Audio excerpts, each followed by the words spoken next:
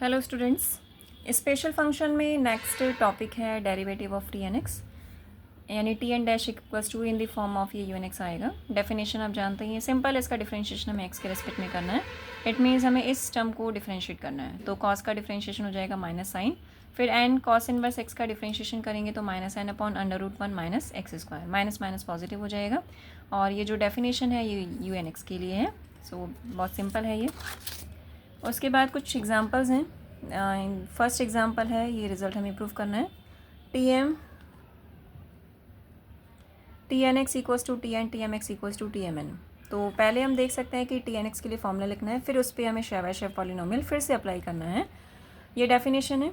अब हम इस पर टी एम अप्लाई करेंगे, यानी टी एन एक्स की डेफिनेशन लगानी है। इसका मतलब अगर इन दोनों को हम ऑब्जर्व करते हैं तो एक्स की जगह पे क्या लिखना होगा हमें, cos N cos inverse X. तो यहाँ पे आप देखें सबसे पहले कॉस आएगा, फिर एन की जगह एम होगा क्योंकि टी एम अप्लाई कर रहे हैं हम, फिर एम कॉस इनवर्स, और एक्स की जगह ये पूरा टर्म हमें मिलेगा जो हमें यहाँ से मिल रहा है, that is cos N cos inverse X. या सिंपली आप देख सकते हैं कि इस जगह पे आप क्या लेंगे, टी एन एक्स को अप्लाई कर देंगे। उसके बाद कॉस इनवर्स और कॉस एलिमिनेट हो जाएंगे आपस में, एम और एन मल्टीप्लाई होंगे, then we obtain cos M N cos inverse x.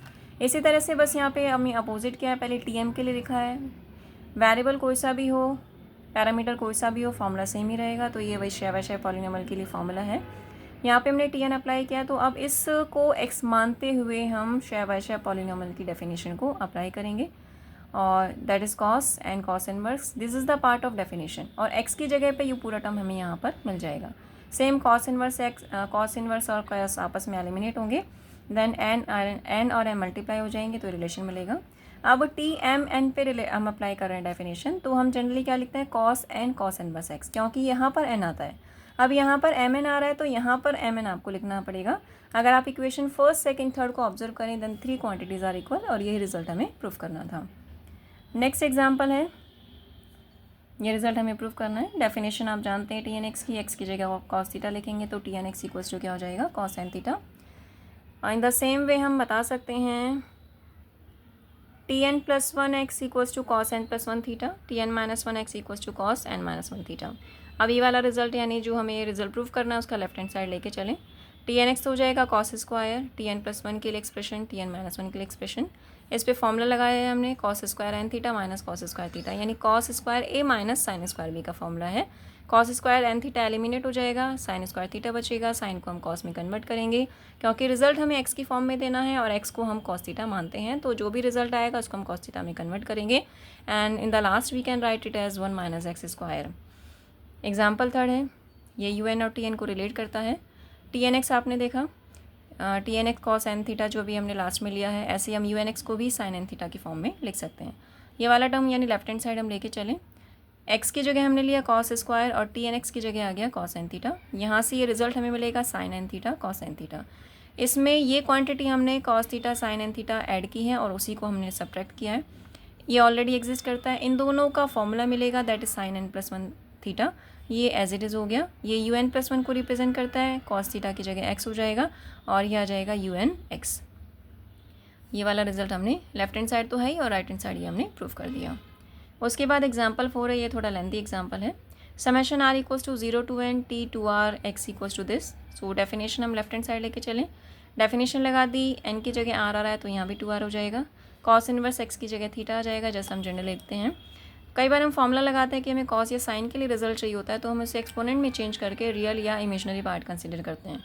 ये हम जानते हैं कि ई की पावर आयोटा थीटा का रियल पार्ट कॉस होता है और इमेजनरी पार्ट साइन थीटा होता है, तो इसको हम एक्सपोनेंट की फॉर्म में लिखेंगे, that is real part of summation r equals to 0 to n e की पावर 2r आयोटा थीटा, तो हम कॉस की फॉर्म में इसको लिख सकते हैं।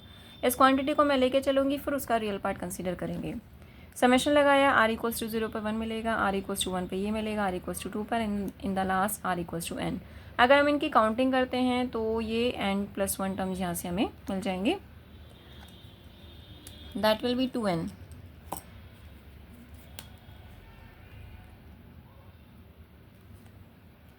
सम of geometric series for finite term हम पढ़ चुके हैं, a 1 minus r to the power n r upon 1 minus r, जहाँ पर ए फर्स्ट टर्म है और आर कॉमन रेशो है। फर्स्ट टर्म यहाँ पे आपको 1 मिल रहा है, आर कितना है, जब आप किसी भी टर्म को उसके पहले वाली टर्म से डिवाइड करें that is e to the power 2 iota theta. Number of terms कितने हैं, n+1 है, तो ये n+1 आ गया अपॉन 1 माइनस आर। यहाँ पे 2 को n+1 को अंदर मल्टीप्लाई किया तो 2n+2 आ गया। यहाँ इस फैक्टर से मल्टीप्लाई डिवाइड किया है, इन दोनों फैक्टर्स को मल्टीप्लाई करेंगे तो ये 4 टर्म्स हमें मिलेंगे। ये 1 हो गया, इन दोनों से हमें फिर +1 मिलेगा। इन दोनों टर्म से सेकंड और थर्ड टर्म्स में से माइनस कॉमन लेंगे, then we obtain this result. 1 as it is है, इसमें ई की पावर आयोटा थीटा का फॉर्मूला लगाएंगे तो ये 2 टर्म्स हमें मिलेंगे। यहाँ भी हमने ई की पावर माइनस आयोटा थीटा का लगाया फॉर्मूला तो ये 2 टर्म्स हमें मिल गए।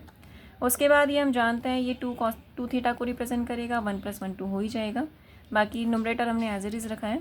अब हमें इसका रियल पार्ट चाहिए, पूरा इसको खोल के लिखने की ज़रूरत नहीं है, यानी रियल और इमेजनरी पार्ट को सेपरेट करने की ज़रूरत नहीं है, हमें सिर्फ रियल पार्ट चाहिए। तो हम देखते हैं कि मल्टीप्लाई करने पर किस टर्म में हमें आयोटा नहीं मिल रहा, क्योंकि जिसमें आयोटा नहीं मिल रहा that is the real part. So 1 का मल्टीप्लिकेशन इन दोनों से, यहाँ से आएगा 1 - cos 2 थीटा।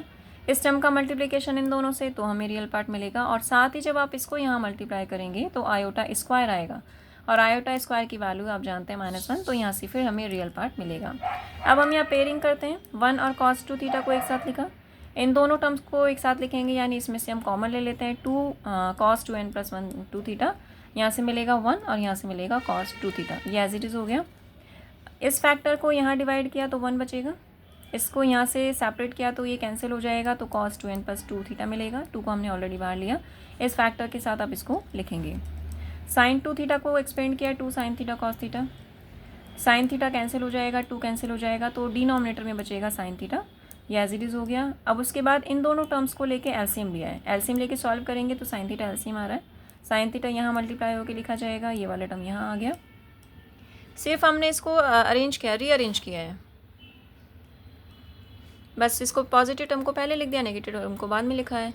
और ये फॉर्मूला मिलेगा हमें sin a cos b का, sin a cos b minus cos sin b को हम लिख सकते हैं sin a - b, तो a तो आ रहा है 2n + 2 थीटा और b आ रहा है थीटा, तो सॉल्व होके 2n theta minus theta 2 theta minus theta क्या मिलेगा थीटा, तो फाइनली हो जाएगा 2n + 1।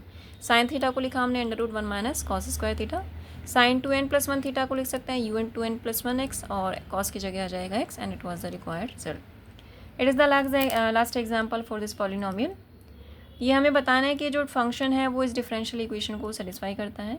फंक्शन सेटिस्फाई करने का मतलब है कि जब ये वैल्यूज़ आप यहाँ सब्सटीट्यूट करेंगे तो रिजल्ट 0 आना चाहिए। तो इस पूरी क्वांटिटी को मैंने u मान लिया। अब हमें क्या चाहिए, du/dx और d2u/dx², यानी इस इक्वेशन फर्स्ट का हमें डिफरेंशिएशन करना है 1 time and then second time. Differentiation simple है, u × v हमने अप्लाई किया, un का डिफरेंशिएशन un' और इस टर्म को एज इट इज़ रखा, फिर इस un को एज इट इज़ रखा और 1/√1 - x² का डिफरेंशिएशन किया है। डिफरेंशिएशन आप इजीली कर सकते हैं, माइनस माइनस प्लस हो जाएगा, 2 से 2 कैंसिल होगा, and we obtain this term. फिर दोबारा डिफरेंशिएट किया तो यहाँ से un का ये un' का हो जाएगा un', ये टर्म एज इट इज़। फिर √1 - x² का करेंगे तो ये टर्म मिलेगा। यहाँ पे 3 फंक्शन है, एक बार x का होगा तो ये मिलेगा, un का करेंगे तो n' मिलेगा, और 1/1 - x² की पावर 3/2 का डिफरेंशिएशन हमें ये मिलेगा। हम देख सकते हैं कि ये दोनों लाइक टर्म्स हैं, एक जैसे हैं, दोनों को आप ऐड करके लिख सकते हैं। सो फाइनली ये 4 टर्म्स हमें मिलेंगे। जो इक्वेशन फर्स्ट हमें गिवन डिफरेंशियल इक्वेशन है जो हमें प्रूफ करनी है, उसका LHS हमने लिया, 1 - x² हो गया, और ये वाला टर्म आ रहा है, उसमें सारी वैल्यूज़ हम सब्सटीट्यूट कर देंगे, और फिर फाइनली अलजेब्रिक कैलकुलेशन है वो आप कर सकते हैं, उसमें रखेंगे तो ये रिज़ल्ट हमें मिलेगा। 1/√1 - x² हमने लिया। ये शेव पॉलिनोमियल सेटिस्फाई हो रहा है किससे, un(x) से।